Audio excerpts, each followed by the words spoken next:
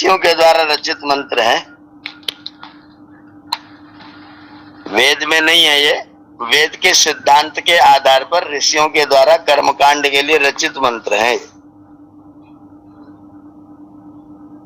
अमृतस्य उपस्तरणम त्वम असि, हे परमेश्वर तुम अमृत के उपस्तरण हो, मैं तुमको स्वीकार करता हूं। ये लेकर के और जल का आचमन करके हृदय में परमात्मा को प्रतिष्ठित कर दिया कि मैं आपको अपने उपस्तरण के रूप में स्वीकार कर रहा हूं। आप मेरी चादर हैं, आप मेरी बेडशीट हैं, आप मेरे आधार हैं, आप मेरे आलंबन हैं। आपके साथ रह करके मैं सुख से, चैन से, आराम से, जैसे चादर पर लेट करके नींद बढ़िया सी लेते हैं, ऐसे ही परमात्मा की चादर को बिछा करके मैं उसमें पुत्र के रूप में लेट करके आनंदित रहता हूँ। इसलिए मैं आपको अपने हृदय में प्रतिष्ठित कर रहा हूँ, क्योंकि तुम अमृत के उपस्तरण हो। ये बात कह दिया। फिर दूसरे मंत्र में कह दिया तुम अमृत के अपिधान हो, इसलिए मैं तुमको अपने अंदर स्वीकार कर रहा हूँ। अमृतस्य अपिधानम, ये ओढ़ने वाली चादर अपिधानम है और बिछाने वाली चादर उपस्तरणम है। तो ओढ़ने और बिछाने वाला दोनों चादर ठीक, उसके अंदर घुस करके मैं चैन से सो जाता हूँ। तो परमात्मा मेरा आधार भी बन जाए और मेरा आवरण भी बन जाए, जिससे मैं उसकी छत्र छाया में रह करके और उसी को आधार बना के उसी की छत्र छाया में रहता हुआ मैं आनंदित रहूं। इसलिए मैं जल के रूप में परमात्मा को स्वीकार कर रहा हूं। मैं अपने जीवन में सत्य, यश और श्री, इन तीनों का आश्रय बनना चाहता हूं। सत्यम, यश, श्री, मई श्री श्रयता, ये सारे मेरी शोभा बन करके मुझे अपना आश्रय बना लें। मैं सत्यवादी, सत्यकारी, सत्यमानी हो जाऊं, मैं यशस्वी बन जाऊं और मैं श्रीमान बन जाऊं, दूसरों के आश्रय का केंद्र बन जाऊं। इसलिए मैं इस जल को स्वीकार करता हूँ, परमात्मा को अपने अंदर प्रतिष्ठित करता हूँ, जिससे मैं दूसरों का आश्रय बन सकूं, दूसरों का सहयोग कर सकूं, दूसरों के लिए कुछ करने में समर्थ हो सकूं। प्राप्त कैसे होगा? सत्य, यश और श्री मिलेगा कैसे? ये तीनों चीजें सिद्ध कैसे होंगी? तो सिद्ध होने के लिए जरूरी है कि आप उस कार्य को अपने अंगों से, अपने शरीरों से उस कार्य को करें। बिना किए, प्रार्थना मात्र से, कहने मात्र से कोई कार्य सिद्ध नहीं होगा। उसको प्राप्त करने के लिए आपको अपने इंद्रियों से प्रयत्न करना पड़ेगा, अपने अंगों से प्रयत्न करना पड़ेगा। क्या क्या प्रयत्न करना है वो आपको इन मंत्रों ने बता दिया। वाक में आस्य अस्तु, मेरे मुख में वाक रहे, वाणी रहे। मेरे मुख से जो शब्द निकले वो वाणी बन करके निकले, बाण बन के ना निकले। बाण बन के निकलेंगे तो फिर आपका न तो सत्य सिद्ध होगा, न तो यश सिद्ध होगा, न तो श्री सिद्ध होगा।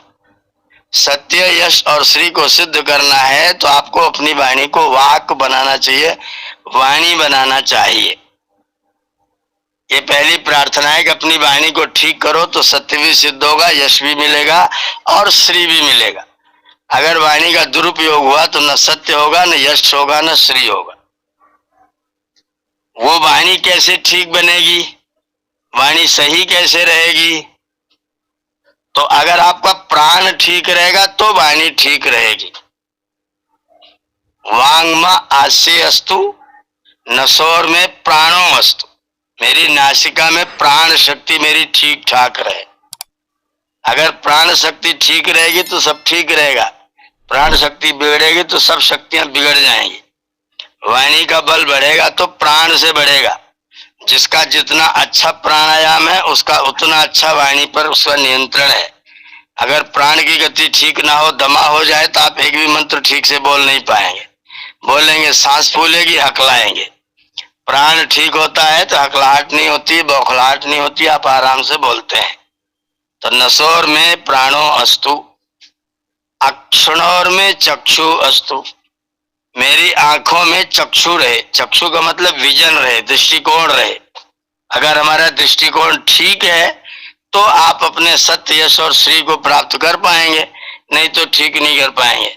अगर आपकी दृष्टि ही दूषित है तो दुनिया में सब पदार्थ आपको खराब ही लगेंगे, कोई पदार्थ आपको अच्छा नहीं लगेगा। सभी पदार्थ आपको दूषित लगेंगे, हर व्यक्ति आपको दोषी लगेगा, आप अपने आप को बड़ा गुणवान मानेंगे और बाकी सारी दुनिया को दोषयुक्त मानेंगे। सबसे झगड़ा होगा और उस झगड़े में सबको कारण बताएंगे, अपने को महात्मा सिद्ध करेंगे, क्योंकि हमारी दृष्टि दूषित है।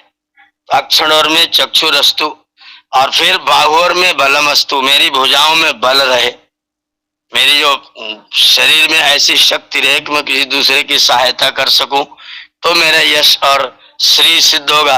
अगर भुजाओं में बल नहीं होगा तो यश और श्री की सिद्धि मेरी नहीं होगी। पूर्वोर्म ओजो अस्तु, मेरी जंघाओं में ओज रहे। ये जो ओज का प्रमाण पत्र है वो जंघाएं हैं। जंघा में बहुत पतली सी एक हड्डी है, बाकी सब मांसपेशियां हैं और वो मांसपेशियां बढ़िया, सुंदर, श्रेष्ठ, उत्तम रहती हैं यदि हमारा संयम और ब्रह्मचर्य बिल्कुल ठीक रहता है। ब्रह्मचर्य ठीक होगा तो आपके ऊर्वोर में ओजा रहेगा। अगर संयम ठीक नहीं रहेगा तो सारा का सारा ओज नष्ट होगा। तो मैं ऊर्वोह ओजा अस्तु, और फिर अंत में सबका एक साथ प्रार्थना कर दिया, अरिष्टानि में अंगानि, मेरे जो अंग है अरिष्ट रहे, मेरे जो सब अंग उनमें अरिष्ट रहे, कोई इसमें रोग न होने पाए। तनु तनवा में सह संतु, मैं जब तक इस शरीर में रहूं, मैं आत्मा इस शरीर में जब तक रहूं, तनवा माने आत्मा के साथ, तनु माने शरीर, सह अस्तु साथ रहे, मैं जब तक रहूं तब तक मेरा शरीर मेरा साथ देने वाला रहे। ऐसा कभी ना हो कि मैं इसमें रहूं और मेरा शरीर मेरा साथ ही न दे। कहीं जाना चाहूं तो जा न पाऊं, पैर से चल न पाऊं, बोलना चाहूं तो वाणी न बोल पाऊं, लकवा हो जाए, सुनना चाहूं तो कान बहरे हो जाए, सूंघना चाहूं तो नाक की गंध शक्ति समाप्त हो जाए। मेरी सारी इंद्रियां, जब तक मैं इस शरीर में रहूं तब तक सारी इंद्रियां अपना कार्य करती रहे और निरोग रहे। ये प्रार्थना हम लोग, कानों में शक्ति रहे, आंखों में शक्ति रहे, प्राणों में शक्ति रहे, वाणी में शक्ति रहे, भुजाओं में बल रहे, जंघाओं में ओज रहे और मेरा सारा शरीर निरोग रहे, अरिष्ट हो, और मैं जब तक इस शरीर में हूं तब तक मेरा शरीर मेरा साथ देता रहे। ऐसा कभी ना हो कि मैं यहीं रहूं और मेरा शरीर मेरा साथ छोड़ के चला जाए।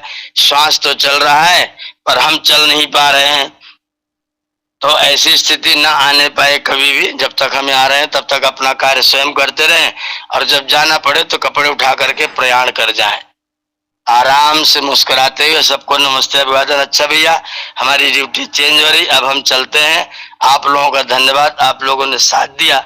हाथ जोड़ के नमस्ते करके विदा हो जाएं और तब तक वाणी भी बोलती रहे, कान भी सुनते रहे, हाथ पैर आंख नाक कान सारी इंद्रियां हमारी ठीक ठाक रहे। ये प्रार्थना अंग स्पर्श के माध्यम से हम लोग यज्ञ के साथ में करते हैं, क्योंकि सत्य यश और श्री की प्राप्ति करनी है तो आप इंद्रियों से ही प्राप्त करेंगे। अगर ये इंद्रियां आपका साथ नहीं देंगी तो न तो आपका सत्य कायम रहेगा, न यश कायम रहेगा, न श्री रह जाएगा, सब कुछ नष्ट हो जाएगा। क्योंकि हमारा शरीर ही हमारे सब तरह के कार्यों का कारण है। इसीलिए अपने शरीर को स्वस्थ और निरोग बनाते हुए हम अपने कार्यों को सिद्ध करें। ये प्रार्थना अंग स्पर्श के माध्यम से हम लोग करते हैं।